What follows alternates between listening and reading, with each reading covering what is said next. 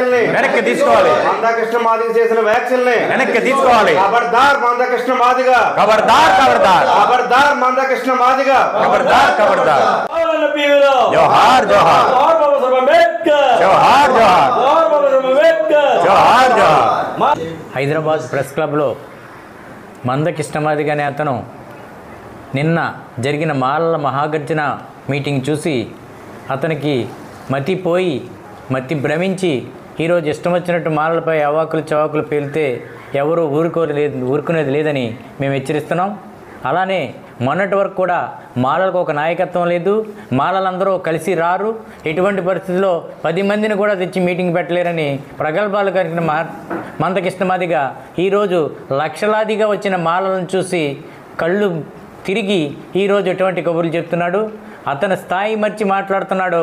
అతని స్థాయి మర్చి మాట్లాడితే మాత్రం మేము ఊరుకునేది లేదని హెచ్చరిస్తున్నాం. అది ఈ రోజున మందబుద్ధి కలిగినటువంటి మందకృష్ణ మాదిగ నోరు అదుపులో పెట్టుకో. నువ్వు తప్పుడు కూతలు కూసి 30 సంవత్సరాల నుంచి మభ్య పెడుతున్నటువంటి మాదిగ జాతి కూడా కళ్ళు తెరిచింది.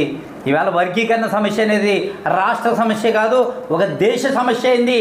ఈ దేశంలో ఉన్నటువంటి మాదిగలందరూ కూడా మాయావతి, మరి రావత్, మరి అదేవిధంగా పాస్వాన్ గారు, ఇటువంటి పెద్ద పెద్ద మాదిగ సోదరులందరూ కూడా వర్గీకరణకు వ్యతిరేకిస్తుంటే 1-2 రాష్ట్రాల్లో ఉన్నటువంటి నువ్వు మాదిగలకు ఏదో చేస్తున్నావు అనుకుంటున్నావు. కానీ నువ్వు చేస్తున్నది దేశవ్యాప్తం మాదిగలు నిన్ను తరిమి కొట్టే రోజు వచ్చింది. దేశవ్యాప్తంగా ఉన్నటువంటి చమరలో నిన్ను తరిమి కొట్టేటువంటి పరిస్థితిలో ఉన్నారు. ఎందుకంటే వాళ్ళు ఎవరూ కూడా వర్గీకరణని అంగీకరించకుండా మరి బ్రహ్మాండమైనటువంటి జాతీయ స్థాయి ఉద్యమాలు నడుపుతున్నారు. మందకృష్ణ మాదిగ నువ్వు 10th క్లాస్ చదువు, నీవు రాజ్యాంగంలోని ఆర్టికల్ 341 చదువు. చదివినట్లయితే తెలుస్తుంది. ఎస్సీ రిజర్వేషన్ అని it is the basis of untouchability factor. అస్పృశ్యత ప్రాతిపదికన వచ్చినటువంటి రిజర్వేషన్లో, ఎస్సీ రిజర్వేషన్లో ఈ అస్పృశ్యత ప్రాతిపదిక వచ్చిన ఒక మాదిగ అంతా అస్పృశ్యత అనుభవిస్తున్నాడు, ఒక మాల అంతే అస్పృశ్యత అనుభవిస్తున్నాడు, ఒక రెల్లి అంతే అనుభవిస్తున్నాడు, ఒక పాకి అంతే అనుభవిస్తున్నాడు అనేటువంటిది గుర్తుపెట్టుకో. ఇది ఆర్థిక ప్రాతిపదిక వచ్చింది కాదు. ఆడి తిన్నాడు ఈడి తినడానికి బుద్ధి లేని, రాజ్యాంగ స్ఫూర్తి లేనటువంటి మందకృష్ణ మాదిగ కళ్ళు తెరిచి రాజ్యాంగ పుస్తకాన్ని ఒక్కసారి చదువు.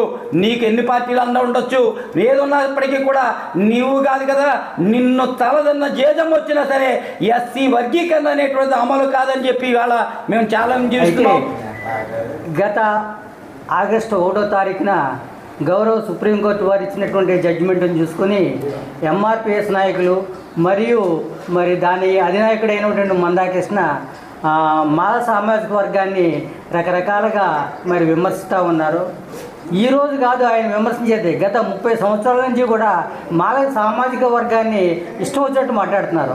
కానీ మాల సామాజిక వర్గ నాయకులు కానీ మాల మహానాడు నాయకులు కానీ ఎప్పుడూ కూడా సోదరులైనటువంటి మాదిగ సామాజిక వర్గానికి చెందినటువంటి వ్యక్తుల మీద ఎప్పుడూ కూడా